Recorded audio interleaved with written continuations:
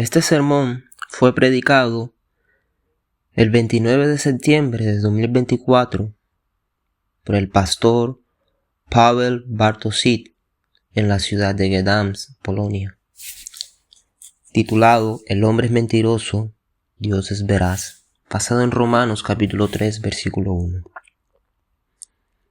¿Qué es entonces superior al judío? ¿O qué provecho tiene la circuncisión? Genial en todos los sentidos. En primer lugar, se les confiaron los oráculos de Dios. ¿Qué pasaría si algunos no creyeran? ¿Su infidelidad destruirá la fidelidad de Dios? Por supuesto que no, porque Dios es fiel, pero todo hombre es mentiroso. Como está escrito, para que seas justo en tus palabras y prevalezcas cuando seas juzgado. A manera de introducción, ¿qué aprendemos de los pasajes anteriores? Que no todos los judíos son judíos, no todos los cristianos son cristianos. La circuncisión corporal no es suficiente, debes circuncidar tu corazón. No basta con bautizar el cuerpo, debes tener un corazón bautizado. Y aquí viene otra lección que enseñar. Aquellos que no son verdaderos judíos son sin embargo judíos. Y lo mismo se aplica a los cristianos. Los miembros bautizados de la iglesia son cristianos en un sentido de la palabra. Es decir, pertenecen a la comunidad de la iglesia y a los discípulos de Jesús, pero no todo el mundo es necesariamente cristiano interiormente. Puede ser miembro del pueblo de Dios sin un corazón regenerado. Esta es una situación que desagrada a Dios, pero es posible. Por ejemplo, Judas fue discípulo de Jesús y sin embargo no nació de nuevo. No estamos diciendo que solo una cosa puede ser cierta. No ambas afirmaciones son ciertas. Si eres bautizado y te unes a la iglesia, eres cristiano en un sentido. Pertenece a la comunidad de discípulos de Jesús y su cuerpo. Pero si no has nacido de nuevo, no eres cristiano en el segundo sentido. Un cristiano interiormente en su corazón. Así que el segundo capítulo termina con la definición de Pablo de un verdadero judío. Un judío interiormente. Pero ahora, en el capítulo 3, Pablo regresa al uso tradicional de la palabra judío. Como si preguntara si los judíos, miembros de Israel, el pueblo de Dios en el antiguo pacto, no son realmente judíos, porque no están circuncidados de corazón. Entonces, ¿qué ventaja tiene ser judío? Probablemente mucha gente llegaría a la conclusión, bueno, no hay ningún beneficio, no hay ninguna ventaja en esto. Pero Pablo dice lo contrario, grande en todo, versículo 2. La razón principal por la que la circuncisión externa tiene un beneficio es que los circuncidados externos fueron apartados para Dios en el pacto hecho en el monte Sinaí y recibieron la ley de Dios, las sagradas escrituras. Entonces la principal bendición es que recibieron la palabra de Dios. Algunos no creyeron, pero Pablo responde, ¿y qué? ¿Puede la incredulidad de los miembros del pueblo del pacto anular los dones y las bendiciones de Dios? De ninguna manera. A causa de la incredulidad de Israel, los privilegios no dejaron de ser privilegios. Su incredulidad no hace que la fidelidad de Dios sea ineficaz. Entonces surge la misma pregunta. ¿Puede una Europa llena de miembros bautizados e incrédulos de la iglesia retirar la gloriosa verdad proclamada en el bautismo? De nada. Nuestra tarea no es adaptar la eficacia del sacramento al comportamiento de las personas, sino más bien adaptar a las personas a la naturaleza del sacramento.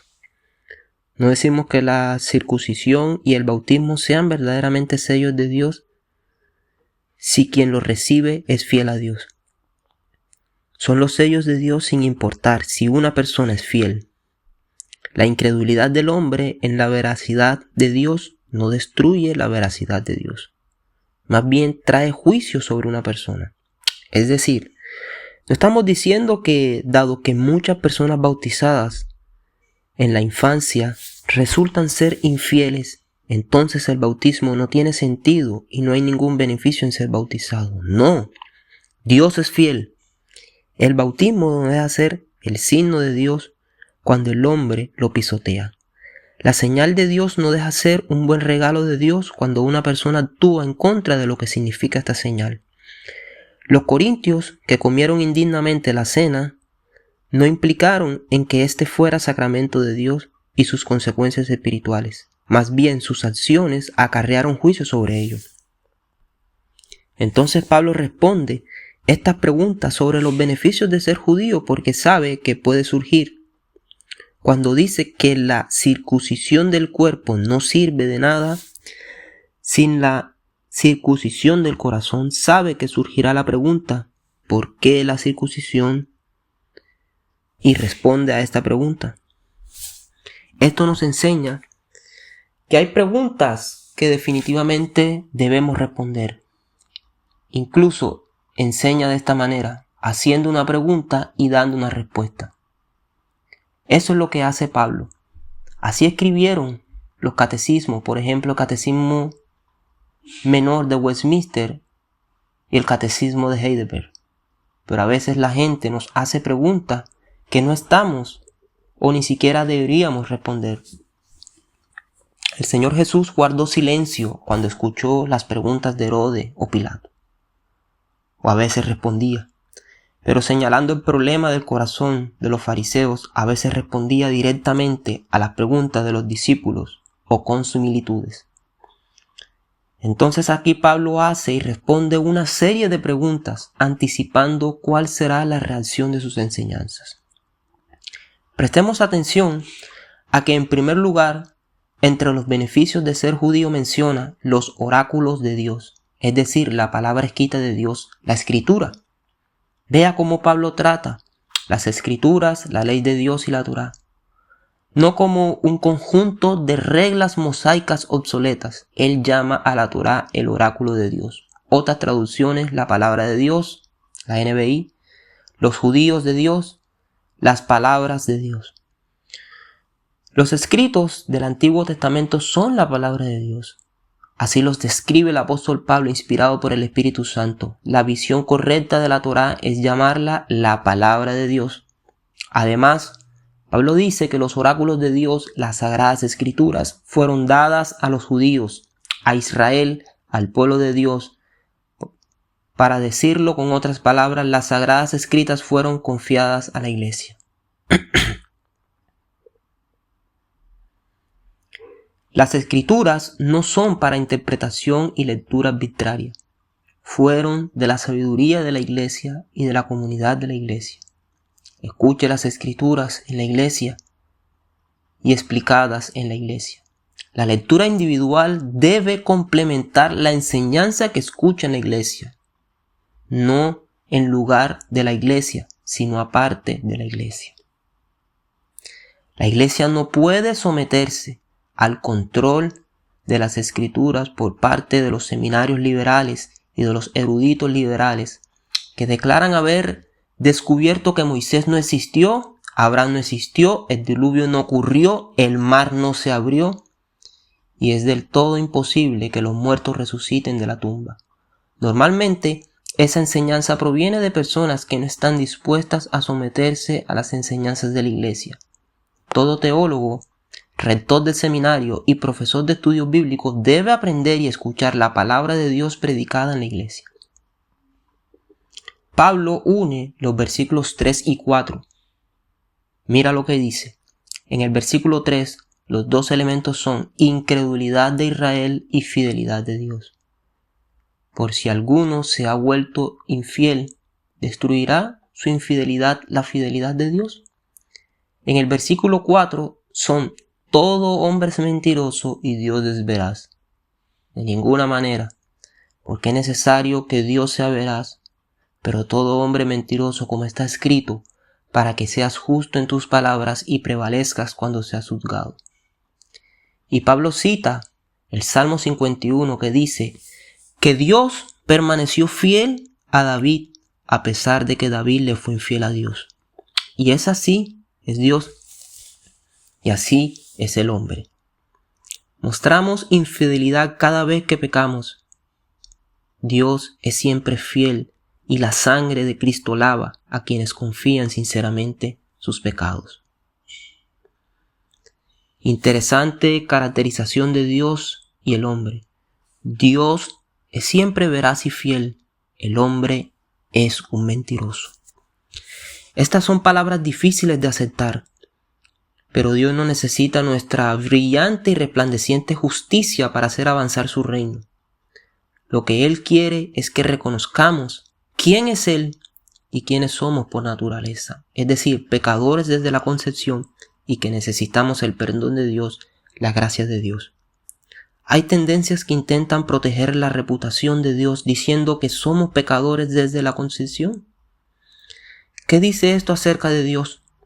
Después de todo, Dios quiere que pensemos bien de nosotros mismos, que estemos completamente bien, pero a veces cometemos un error. Bueno, no. Dios quiere que pensemos verdaderamente en nosotros mismos. No defiendas la reputación de Dios pensando que Dios ha elegido lo que es puro, glorioso y bueno. Él eligió lo pecaminoso, lo vil, lo vergonzoso para hacernos puros, gloriosos y buenos. Cristo murió por los pecadores. Dios nos amó cuando vivíamos en pecado. Es inapropiado pensar Dios no tenía por qué perdonar tanto como a esos pecadores acérrimos. Si alguien piensa así, no comprende la gravedad del pecado y la importancia de la obra de Jesús. Y vea cómo se ve una confesión sincera de pecado. David dice después de pecar: solo contra ti he pecado y he hecho lo malo ante tus ojos, para que seas justo en tu juicio y puro en tu juicio. Libro de los Salmos, capítulo 51, versículo 6. Recordemos esto bien. David fue culpable de adulterio, desleal a un subordinador fiel. Luego de asesinato, luego encubrimiento político y un escándalo. Muchas otras personas estuvieron involucradas, pero David confiesa: contra ti solo he pecado. Cuando pecas contra las personas, pecas contra Dios primeramente. La primera persona a la que debes confesar tu pecado es a Dios. La segunda persona es aquella contra quien has pecado. Recuerda que todo pecado va dirigido contra Dios porque es como intentar derrocarlo de su trono. La segunda parte del texto nos dice: porque si nuestra iniquidad resalta la justicia de Dios, ¿qué diremos? ¿Es Dios injusto cuando ejerce ira? Hablo humanamente. Por supuesto que no. Porque ¿cómo se supone que Dios debe juzgar este mundo? Si la verdad de Dios es tanto más glorificada por mi mentira, ¿por qué debería yo también ser juzgado como pecador? Y es así cuando somos calumniados y, como dicen algunos, ¿qué decimos? Hagamos el mal para que venga el bien. ¿Es justo condenarlos? Romanos capítulo 3, versículo del 5 al 8. Y es así cuando somos calumniados y, como dicen algunos, que decimos, hagamos el mal para que venga el bien. ¿Es justo condenarlos? Entonces, una conclusión simple: Pablo no cree que el fin justifica los medios. Si dices que eres cristiano, no puedes engañar, mentir, manipular y hablar, pero es como un buen propósito. No puedes pecar escondiéndote perdidamente en la gracia de Dios. Nuestro objetivo siempre debe ser obedecer a Dios y dejarle a Él las consecuencias de la obediencia. No se puede decir: por mi pecado la gente admira aún más a Dios. Entonces, ¿cómo puede castigarme por un pecado que en realidad trae tales beneficios? Pablo dice: de ninguna manera.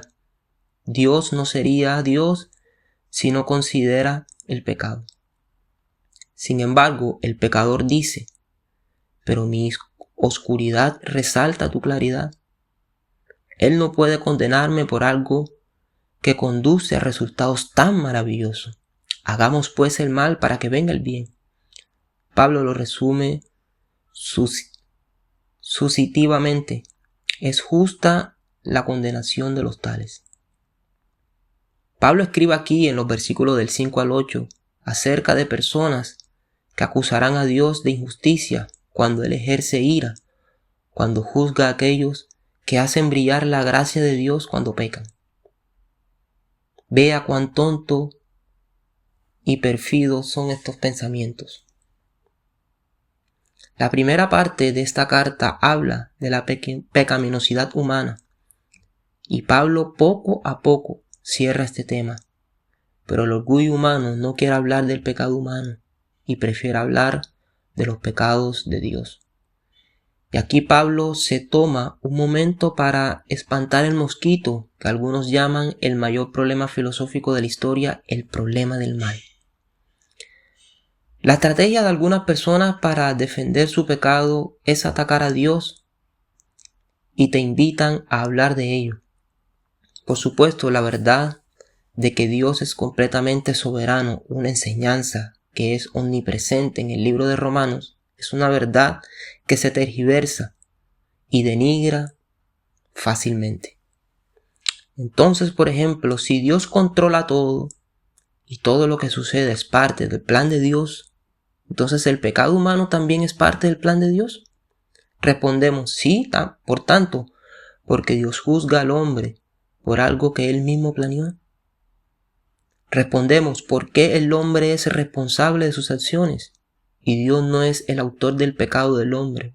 Pregunta, bien, pero dado que el pecado del hombre hace que Dios manifieste su gracia al perdonar el pecado, tal vez deberíamos pecar para que la gracia de Dios brille aún más.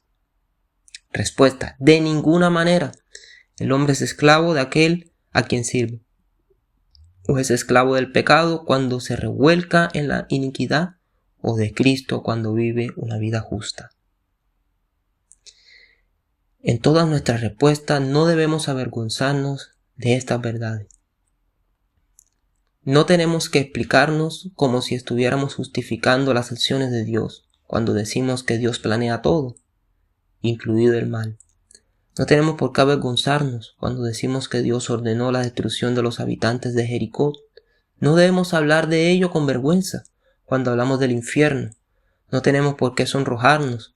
Deberíamos hablar de ello sin bajar la voz, porque no es el juez quien debe avergonzarse de sentenciar a un criminal. Es el pecador quien debe arrepentirse de sus pecados, no Dios. Es el hombre quien está en el estrado.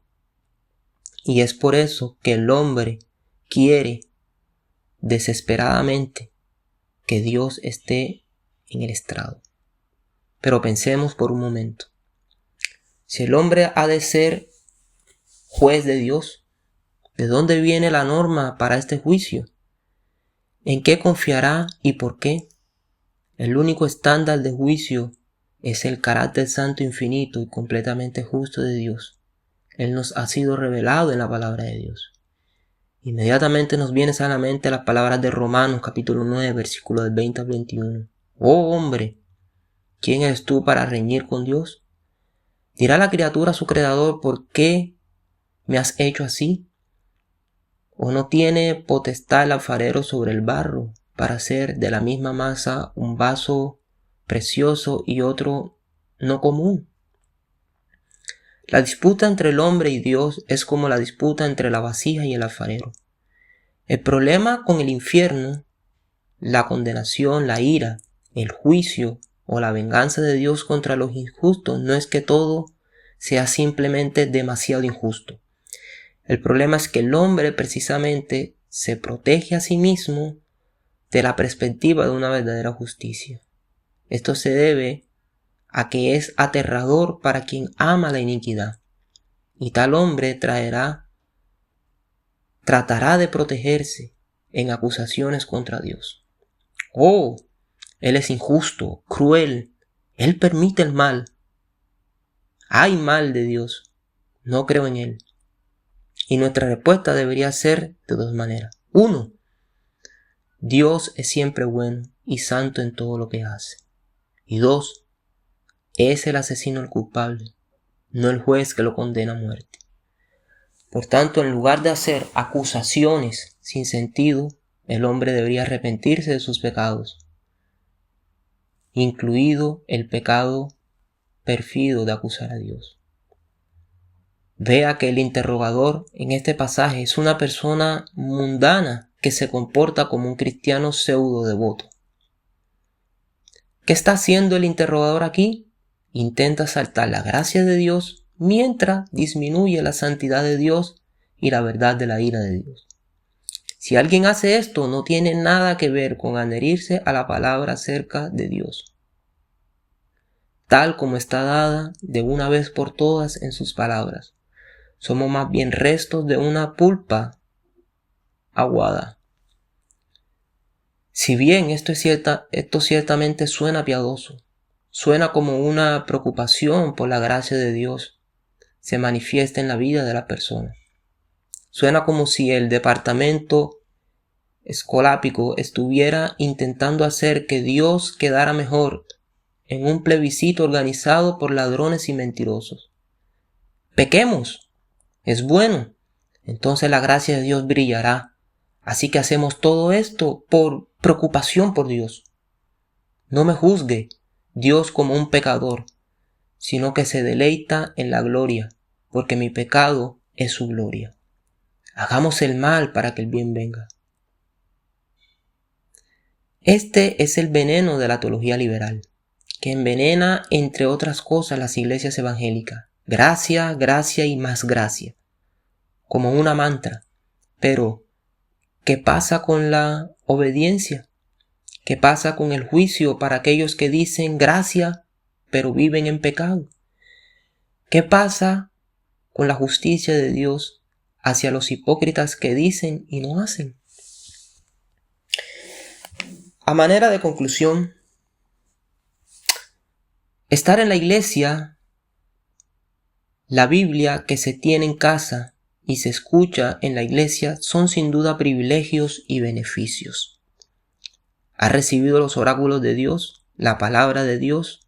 ¿Conoce la voluntad de Dios? Sin embargo, no seas como el Israel infiel, sobre quien Pablo escribe aquí, que hay un gran beneficio en ser parte del pueblo de Dios, pero la pregunta es, ¿eres fiel a lo que has recibido?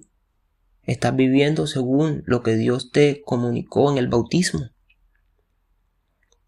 Un hombre que ha experimentado la gracia de Dios es un hombre que no la tratará como una coartada para el pecado. La gracia de Dios es poderosa y transforma al hombre de pecador a hijo e hijas reales que viven una vida santa y en obediencia a Dios. Si no hay Dios, no existe la justicia. Si no hay Dios, no se puede acusar a Dios de maldad. Si no hay Dios, entonces no tienes motivos para sentirte indignado por el holocausto. Entonces no existe un estándar bueno, malo o ético. Lo que queda es la ley de la fuerza, la suerte ciega, el azar, la opinión mayoritaria u otros absurdos construidos sobre arena. Todos estamos influenciados por el pecado y todos necesitamos la gracia de Dios. Un hombre inmoral y un hombre decente que no se convierten a Jesús están ambos en la misma situación. Necesitan un Salvador, necesitan del perdón. Por supuesto, esto no significa que todos seamos pecadores en el mismo grado.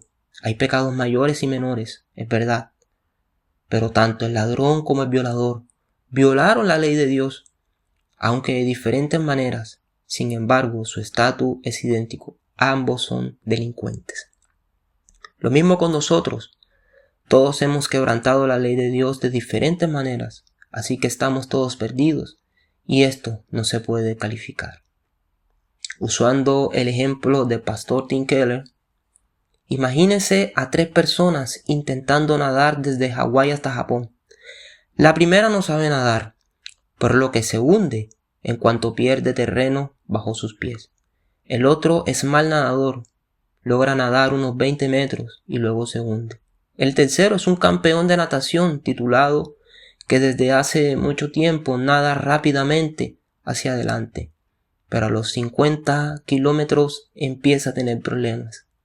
A los 65 kilómetros empieza a hundirse lentamente y finalmente a los 80 kilómetros se hunde hasta el fondo.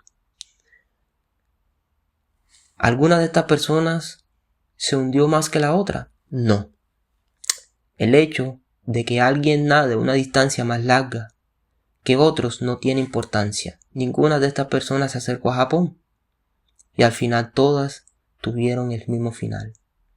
Ningún hombre puede siquiera acercarse a la justicia de corazón que Dios quiere. Por eso necesita Jesús. Por eso necesita salvación y redención. Amén.